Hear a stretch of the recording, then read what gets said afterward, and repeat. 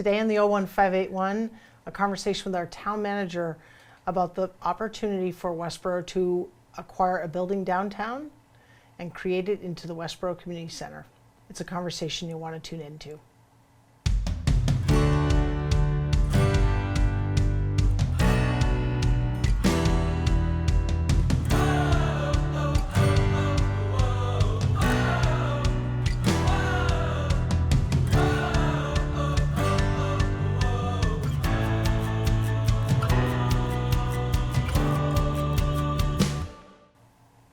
Hi, and welcome to the 01581. I'm joined by regular occurring guest, Christy Williams, our town manager. Welcome, Christy. Thank you.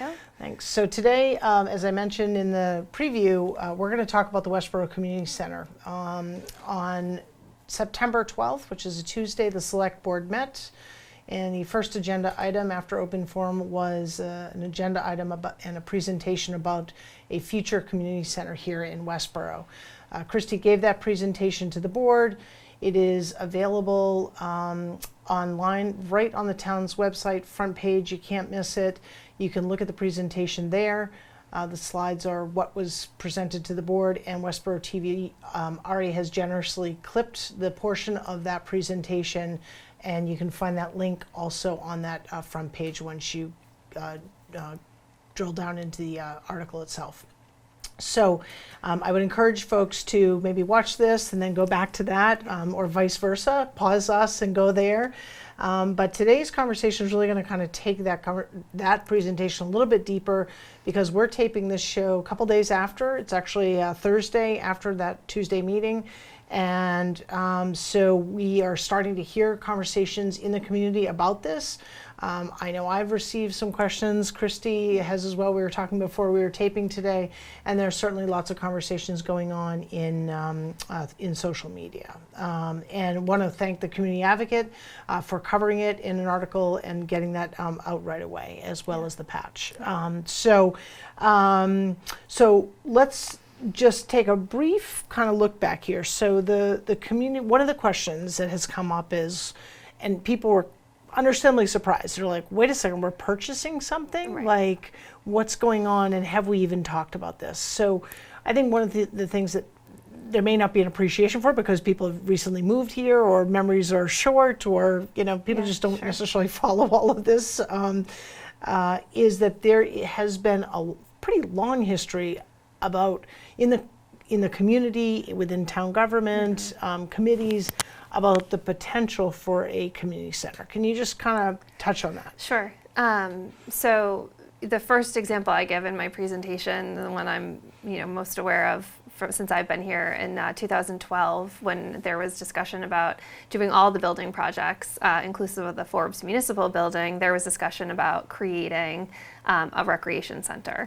The purpose of that discussion at the time was really because there was a gym in the Forbes Municipal Building, which many people I'm sure remember, and that was under the control of the Recreation Department. And so we knew in planning for the renovation that we would lose that gym. And so since that renovation has happened, we'd have lost that gym space. It's become valuable police department space. And so part of the discussion was, if we're going to lose that gym space, we need to locate a gym space somewhere else. And so in 2012, the concept was really just that. It was, I think, 2 gymnasiums with recreation offices and some bathrooms, and that was sort of the concept at the time. And no location was determined or anything. It was just, this is what we think we might need back in 2012. Okay. Right. So since then, right, so we do the Forbes renovation, and since then there have been a number of studies that the town has entered into with the support of town meeting, that have also brought forward this idea of a community center. Right. Can you just touch on those briefly? Yeah, so really great public engagement opportunities where we can learn what the community is looking for. So the first was in 2018. The strategic plan came out with 21 initiatives, and one of them was to create a multi-generational center. So again, nothing clearly specific about where that would be, but just the interest in having a multi-generational center. For several years, we've had on the capital plan planning committee, not necessarily listed on the capital plan because we understood it was out further than the 5 years. Right. But that, there's always discussion about a future What community about the community center? Right, Yeah, yes, yeah. yeah. And it's been in a lot of really anecdotal conversations as we've talked about, the library, the senior center, schools, right? So all of that, Yeah. kind of has been ... What about the community center? So, Always, yep, yeah. yep. Actually, in 2016, the recreation department, when we knew that we were purchasing the state hospital property and we knew what was being reserved for town use for the future, they funded through their revolving account a conceptual plan, which is also within the slides, so you can take a look at that. Right. And it was really just that, a conceptual plan that showed, really the full use of the property, a dog park, additional fields, courts, things like that. And then also there's, a community center, a square, a community center.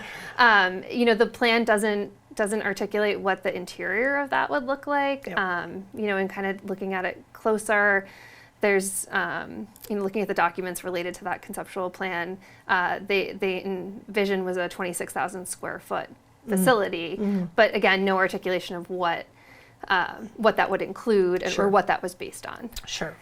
So yet another reference to that. And then we move to the 2021 master plan, Yes. where the reference to community center was throughout it. Yeah. And again, just to kind of from the public's benefit here, the master plan had many public engagement opportunities online in various sessions. And that is one of our more recent documents that inform that. And then more recently, we have the senior needs assessment. Right. So we specifically asked because there was always sort of a conversation in the community about, when that was coming, the community center was coming, what our plans were for the future senior center. And so we made sure that we focused a question about, the development of a multi-generational center and, folks' comfort level with sort of being multi-generational. And so what we learned, and there's a slide in there also to speak to that, is that those who responded to the survey are interested in the multi-generational community center. There was an interest in it being multi-generational, which was not specific to how that would lay out. And then there were some additional support for multi-generational, but having sort of a separate area.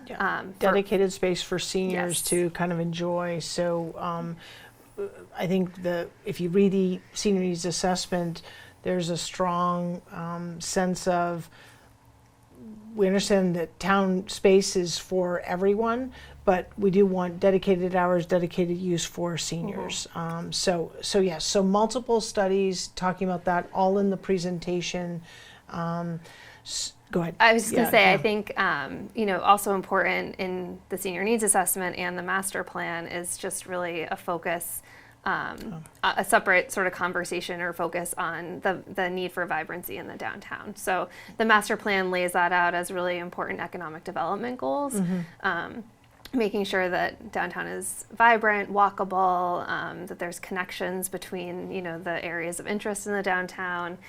So we think this opportunity really speaks to that. Sure. Additionally, the senior needs assessment talks about the seniors' access to downtown assets and challenges with transportation and getting to different places. So, we feel like this location presents some opportunities to address other things that are not just about building needs. Sure. Yeah. It checks a lot of boxes when you look at all these other studies and resources. So let's talk about the building. First of all, I neglected to say, so the building is located at 1500 Union.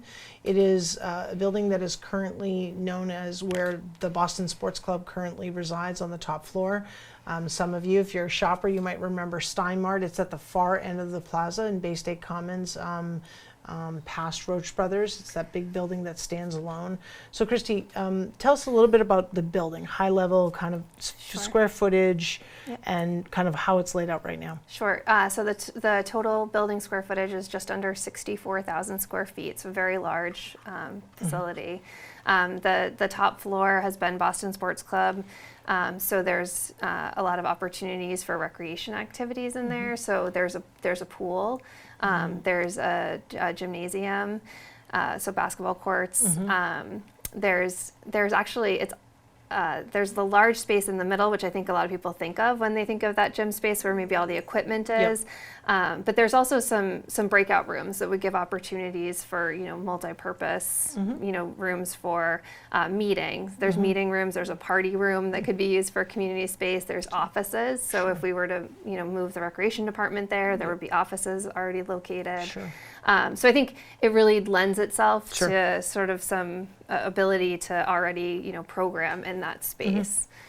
One thing I think we want to be really clear about is that, you know, the exercise equipment that's currently there is not would not be Sure. part of the purchase. And Sure. so when you're thinking about the community center, it's not really the gym that it currently is. Sure, and we'll talk a little bit about cost and fit up Yeah. and all that, sort of as we move through our discussion today. Go ahead. I yeah, would just add yeah. that the lower level, which Yep. is currently occupied by Spirit Halloween, is really just sort of an open floor plan. Sure. With very high ceilings. Yes, yes, yeah, in parts. So and that is open, so that's really sort of a creator's dream of how could that space be Right. used. And for a point of reference, just to go back to that conceptual study that the rec department put together for the for Lake Chauncey, you said was around 26,000 square feet. It was a rectangle on a page. This is 64,000 total, with one floor alone being bigger than that. So just for folks as they're comparing. And so the other thing I'll say is that the current senior center is 8,600, just 8,655 square feet. So again, that first floor, and the intent here would be to relocate the senior center to this building, Intergenerational Community Center. So you think about this first floor is 3 times what the current space is. Right. That's not to say the entire first floor, so I think it's important for our viewers to understand, like, there still needs to be a determination of what happens in the community center. Yeah. Who will be there? What kind of Right. programs will be supported, right? Right. So the plan that we've put forward is really to move the recreation department there, and then also move the senior center there as well, and that's sort of the extent of the plan at this point, because we think it's a community center, and so we want the community to have input into what is there, and there is a lot of space there, and so it will require some fit up, particularly on the first floor. Sure. But that would be the result of a full community engagement process where we could understand and really think about what would be there. And so if folks were part of that charrette that we did for actually the state hospital property several years ago, sort of thinking through how that all went, we are envisioning something similar so that people can have input into what that lower level ends up looking like, and you know, the upper level, because there Sure. is that large space that would be open once the exercise equipment isn't there. So let's go a little bit further on that. So I think that one of the things that I've certainly heard is, well, what are we going to do with this space? We're just going to purchase it, and we don't know what we're going to do with it. And there's genuine, like, wait a second, this is a pretty big investment. And by the way, we didn't mention, so the purchase price is $8.8 million. That approximates to about $139 per square foot. The kind of municipal building estimate on building a new building, and it also includes, 2.58 acres of land, as well as parking space that is within the building envelope and property envelope, I should say. Although we would have access to the overall Bay State Common Yes, parking area. correct. So 8.8 million. Average cost to the taxpayer on the high end of the high end year of the borrow is estimated to be $68. Right, that's with a 5% interest rate estimate. Right. Yep. Right. So conservative estimate. So if we were to build this new building, Christy, same square footage, estimate today, what's the cost per square foot, and what would the total cost be? So we've gone out to get that estimate, and we've been told $800 per square foot. So for a 64,000 square foot building, we're talking just under 51 million. And this is a big number, much bigger number, but when we look at other recent projects, building a new school and taking down one, it is not inexpensive to build. So just going back though to the kind of the fit out plans and folks feeling like, wait a second, I'm being asked to vote on something at upcoming fall town meeting. So this will come to the voters on October 16th at our fall town meeting. It is going to be on the warrant. It is on the warrant. And folks are saying, but I don't know how we're going to totally use that. So help them to kind of reconcile it. Let's talk about that. Yeah. So again, we really, the upper space we know that we can use immediately for recreation and for seniors. I mean, we currently do exercise classes and different things at the senior center that could immediately be programmed into that upper level space. I think that that's also true with some of our other departments, the library, youth and family services. I think that there's a lot of vision for use of that space even without doing anything. Right. But certainly, if we were to relocate the senior center, we know that there's additional needs, and we know that we would want to, create partitions within that space so that we could have, different needs being met. So it's really important that the public understand that we want to go through that whole engagement process and hear from folks, do we want, I don't know, a computer lab or an art studio? I mean, I'm sort of the sky's the limit in terms of conversation. Right.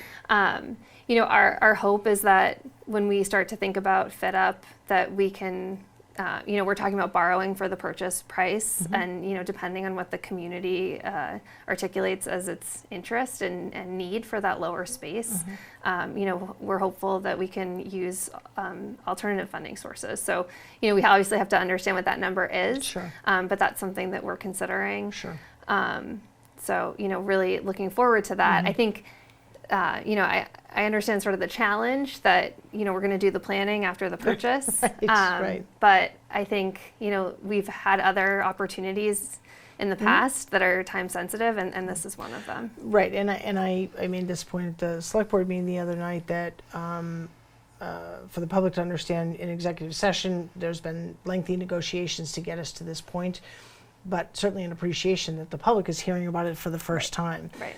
But my analogy would be to, if you're a home buyer, right, and the market is hot and there's an opportunity, you might have different visions for the property you're going to buy, but you've got to make a decision like, do we want this or not? And you don't have time to say, well, let me get a contractor and talk about kind of how we might build this out and what would the estimated additional costs be, so to speak, fit up cost for my home. And I make that parallel now just because I think it's relatable for folks. So, so the article that comes before the meeting is, do we want to purchase it or not? Right. And then understand we're not just purchasing it just like, well, let's spend some money, right? There's a true vision, there's data, there's community input that has supported this purchase previously, and now we have that opportunity. And if the opportunity doesn't happen now, this developer will move on to someone else, and we'll be, we'll have to face that question in a different way. So I think we've described a lot of connections to, recent planning documents, but, I think what was brought up at the select board meeting, just the connection and accessibility from schools. So students are able to come, into the downtown. As a reminder, the town owns Bay State Commons, the park, which is on the other end of Bay State Commons. So there's like a sort of clear connection there where folks might attend an event and also have the community center.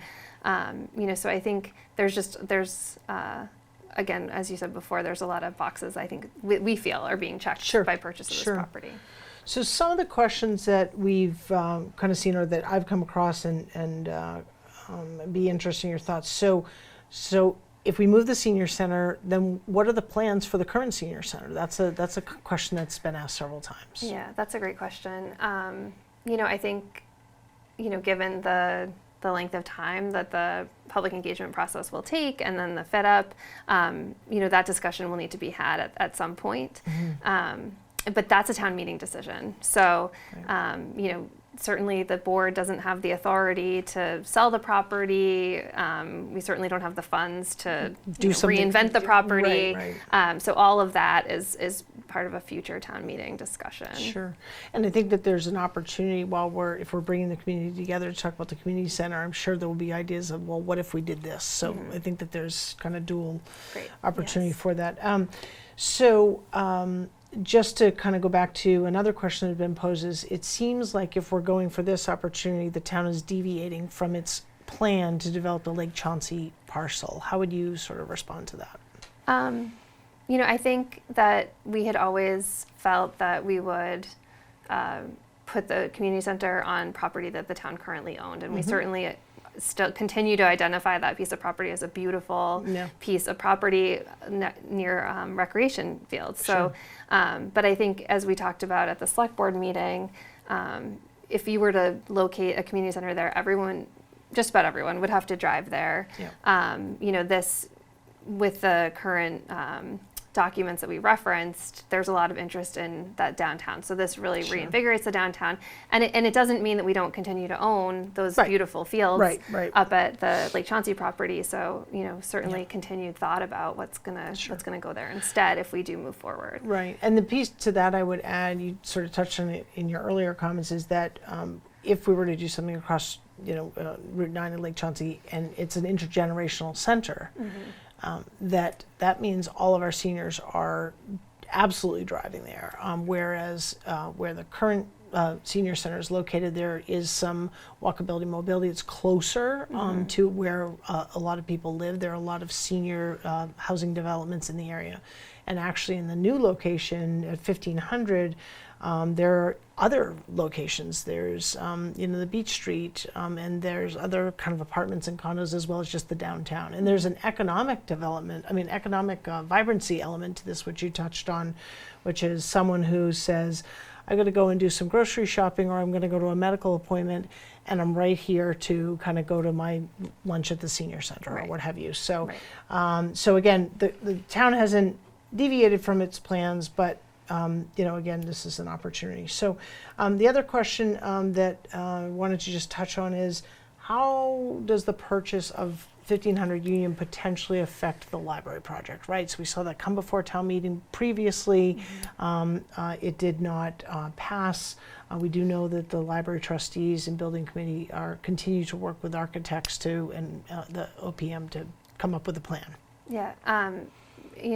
That is a question that's coming up. I think that in general, the two projects are complementary of each other, because I think there's opportunity for, sort of cross use of those two facilities. I think that, when we're talking about access and walkability, they're within walking distance of each other. So that, I think that creates opportunities where the library could hold programming at the community center, and people can go to the library. So I do think that certainly there's dollars attached to both of these projects, and I know that they're working through what that dollar amount would be for the annual town meeting. But again, I think that the community has said that they want to support the library, and the community has said that they want a community center, and those two opportunities are coming at similar times. Sure. And I think it's important that, we don't, I think the town within its own structure we don't try to compete with projects at all, although there is a sensitivity to, there's only so much that, kind of we want to raise and appropriate and borrow. I guess, those are conversations, we'll certainly have to have. And so sort of speaking to that, on a related note, the Golf Club Building Reuse Committee has just about completed its work. They will be coming before the Select Board at the end of September to give its report. How do these two projects sort of interplay? Yeah, so September 26th, they're going to give their recommendations to the Select Board. And there's discussion about, a new building there.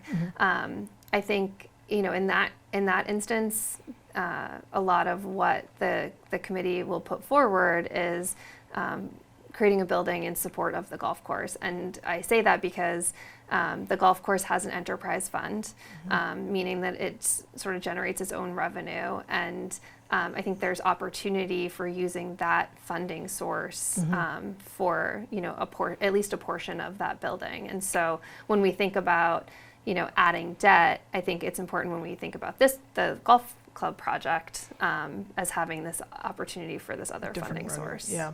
So, and the benefit I think to this is that if this goes forward, we decide to purchase it at October town meeting, we have the benefit of time now to kind of be able to say, okay, we've got this center, we have a golf club, what space, how is kind of the intended use of that space? And how do these two work together? So just like you were talking about with the library. So I think that there's plenty of time there. Okay, well, great discussion. I will say to our viewers that Christy will be doing lots of road shows. She'll be at a lot of committee meetings. She's made herself available. She'll be presenting to the Finance Committee. All of those meetings are available through our friends here at Westboro TV, so you can tune into those different conversations. If you have questions, Christy remains very available to you.